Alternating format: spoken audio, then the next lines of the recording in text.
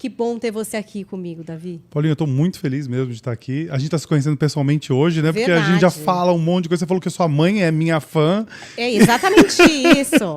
E Foi uma loucura. Eu acho que você...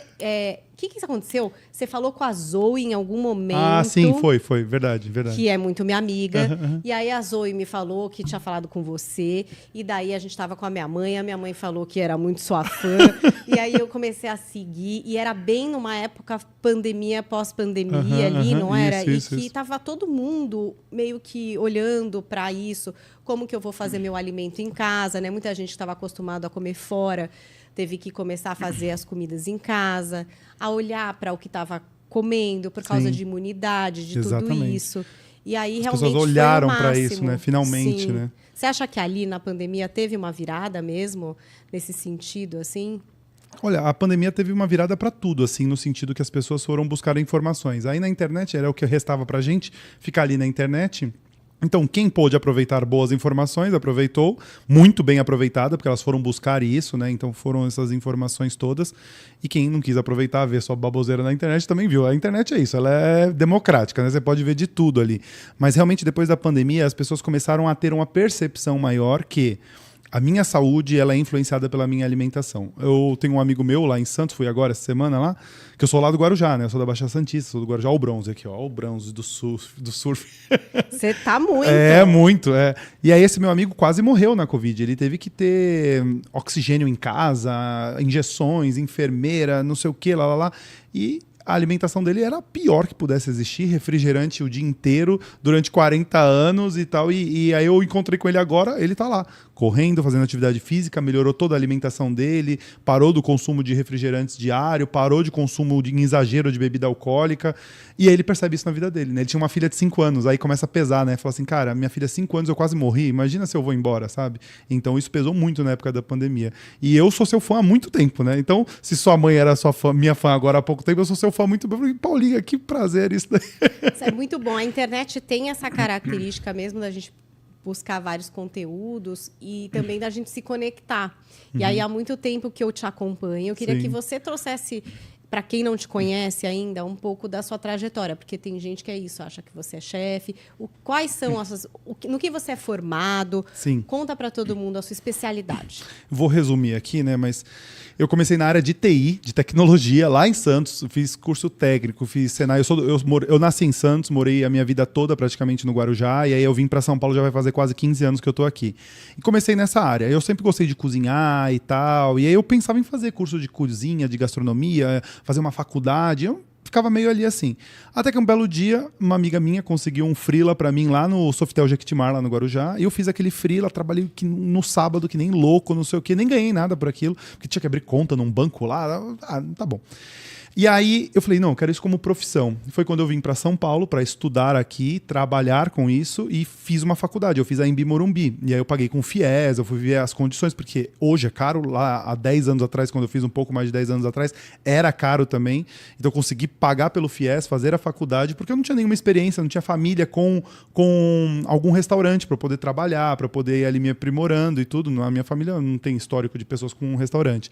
Aí fiz a faculdade aqui e fiz uma especialização na Le Cordon Bleu Paris, que é essa bolsa aqui que eu... Chiquérrimo, que eu trouxe lá quando eu fui para a França, eu trouxe a minha bolsa. Chiquérrimo. E aí eu me formei academicamente na área de gastronomia, na área de alimentos e bebidas. Quando você tem uma formação acadêmica junto com a profissional, porque eu posso ter uma formação apenas profissional. Eu trabalho no mundo de alimentos e bebidas e tal, não sei o que, então eu posso dizer que eu sou um gastrônomo, eu conheço desse mundo, trabalho com isso. Se eu junto as duas formações, eu tenho uma formação que se chama gastrólogo, que é a gastrologia, que é a ciência dos alimentos, é como os alimentos influenciam dentro do nosso organismo. Então, eu fui estudando cada vez mais, porque as pessoas acham que o fim é a faculdade, né?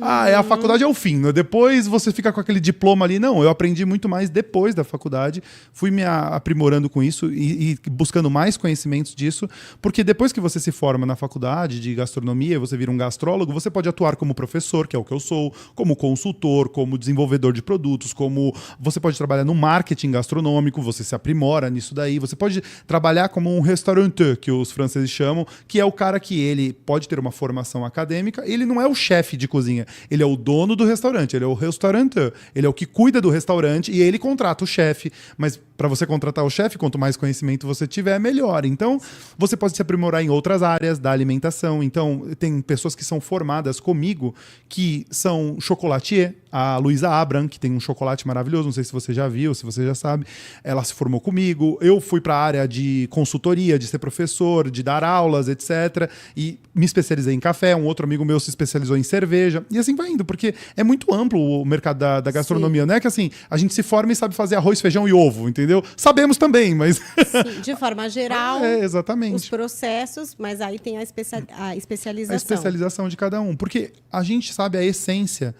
dos alimentos, das técnicas, como que eles são preparados. E quando você prepara com a técnica correta, você retém os nutrientes e aí tem um monte de outras vantagens. O mais importante, eu acho que é reter os nutrientes. É essa comida não ser somente gostosa, que você faz mais rápido, que não suja tudo.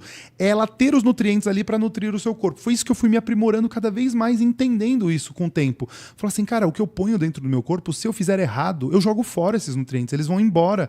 E aí eu fico com fome o dia inteiro, eu não me sinto saciado. As crianças não gostam da comida, porque a comida não é gostosa, ela não quer.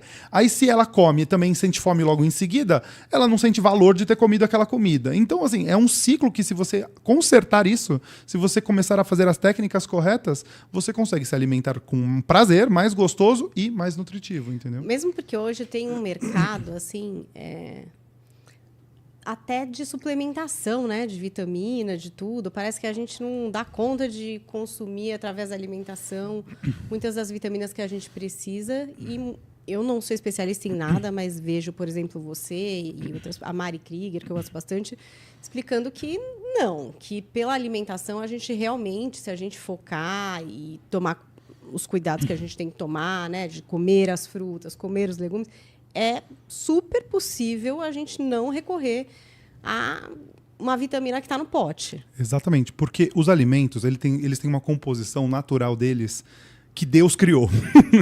E quando eu separo isso de alguma forma, então, por exemplo, eu posso suplementar de ômega 3. É ruim? Não, é bom. Eu recomendo. Eu suplemento de ômega 3 e tudo, mas a absorção do organismo não é igual se eu absorver, se eu for na fonte.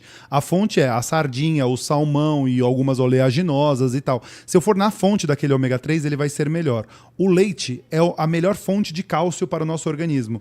Ah, mas tem outros alimentos que têm grande teor de cálcio. Tem, mas o leite tem outros componentes, o magnésio, o fósforo, não sei o que, tem algumas outras coisas dentro do leite, dentro da cadeia que forma o leite, que faz com que o nosso organismo absorva mais cálcio do que outra forma. Então eu posso suplementar de cálcio? Pode suplementar de cálcio, mas a fonte natural é sempre mais importante. Então as pessoas estão se alimentando cada vez mais de ultraprocessados, que são alimentos sintéticos, alimentos que não são naturais, elas estão com deficiências e em vez delas comerem a comida de verdade, é mais fácil suplementar. Aí eu vou alimentando duas indústrias. Eu alimento uma indústria que é a indústria do ultraprocessado, que vai me deixando debilitado. Aí eu vou processar o outro aqui também, aí complementa com esse outro. E aí isso aí é muito barato, é muito escalável. Então uma cápsula desse tamanho custa 200, 300 reais, sei lá, você compra um potinho. O leite, cara, tipo, custa 10 reais, entendeu? Mas é todo dia que você tem que tomar, você tem que ir ali fazer a sua comida e tal. Então, assim, é um mundo, assim, que não é só o Brasil que sofre com isso, é o mundo inteiro.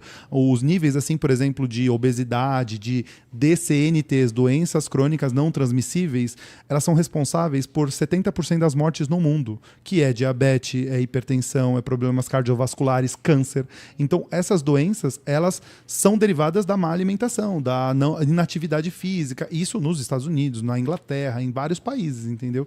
Então, é um problema grave. E você, com a alimentação, consegue suprir. Os alimentos têm tudo isso. Então, assim, também tem aquele negócio, eu vejo alguns vídeos assim, se você consumir todo dia tomate, se você consumir todo dia gengibre, não precisa ser todo dia, porque existe um equilíbrio entre os alimentos. Não, na minha semana, se eu comer 20 alimentos diferentes, seja frutas, legumes, verduras, proteínas diferentes, grãos diferentes, 20 diferentes, pô, já tá bom demais, isso aí já é uma coisa assim muito boa, sabe? E natural, tá vindo dos alimentos. Por isso que comer bem é caro. Não é caro. Eu não tô falando para comer caviar, para comer salmão do Alasca, não sei o que lá. Não, eu tô falando para você comer arroz, feijão, bife, frutas, legumes, verduras, brócolis, tomate. É isso que você tem que comer, entendeu?